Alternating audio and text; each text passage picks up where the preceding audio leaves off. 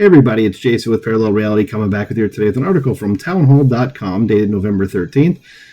And it's entitled, We're Glossing Over Something That Cannot Be Ignored Regarding the 2020 and 2024 election. So what is that that's being ignored exactly? It says California is dragging its feet counting its ballots, but the race is over. Donald J. Trump has been elected the 47th president of the United States. Over 80% of counties shifted to the right. Trump won 312 electoral votes, the most for any Republican in 36 years, and the popular vote, a GOP first in 2 decades. Republicans retook the Senate and retained control of the House.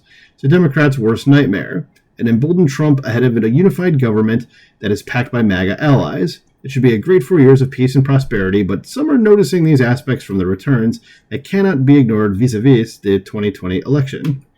This turnout is roughly the same as it was 4 years ago, but it's casting some suspicious vibes among many about the 81 million votes cast for Joe Biden. That would be in 2020, which is the outlier between all the elections of the last 20 years. Somehow, millions of people just vanished.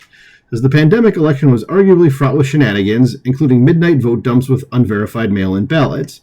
That's why the Republican National Committee and the party's activist wing did an excellent job of having a legal brigade ready to file lawsuits and challenges on voting processes this time. Bucks County, Pennsylvania is a prime example where voters were illegally turned away, leading to a challenge and a judge extending the early voting period. And as I'm recording this, they're trying to overturn it in Bucks County right now. There's illegal stuff going on there as I'm recording this. So just a heads up and go look into that if you want to. It says on the county's last day of early voting, the lines were long, the locations were still understaffed, but everyone who waited cast their ballot. Trump eventually won the county, another first for Republicans since 1988.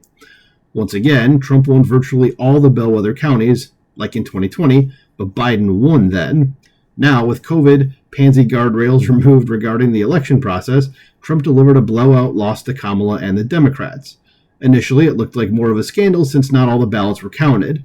At one point, the voter turnout was roughly the same as 4 years ago, with 14 to 18 million fewer Democratic votes.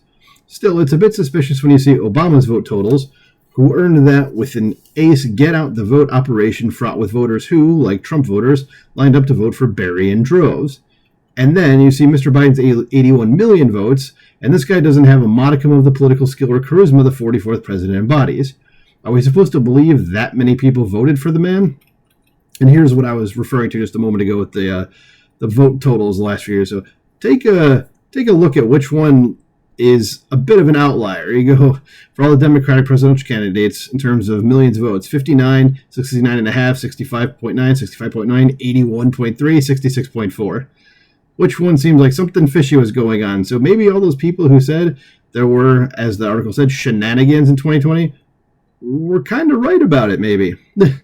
So skip over the embedded tweets here.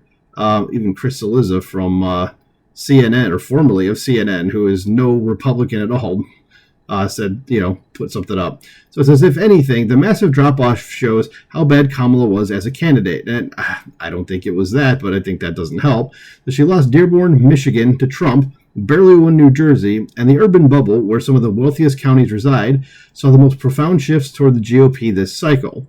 I'll let you all glean from the results and the 81 million votes that supposedly went to Biden, but something sure smells fishy. I wish I could frame that more strongly, but the search engine Gestapo will toss me into the gulag, and it's not insane tinfoil hat stuff. A Chinese student in Michigan illegally voted. Yeah, I remember saying about that, and here's the link to the article. It says, but the vote will count because there's no mechanism to flag these fraudulent ballots. And we all know he wasn't the only one, but the pandemic is over, and voter integrity measures were passed and enforced this time for the most part. And Sean Davis, who is of the Federalist, who I do lots of articles from them, says, from Election Wizard, said that, ballots and stuff like this is the thing that never happens, just happen again. Yeah, the people telling you it never happens are just, of course, lying to you. And here's the thing about the Chinese student.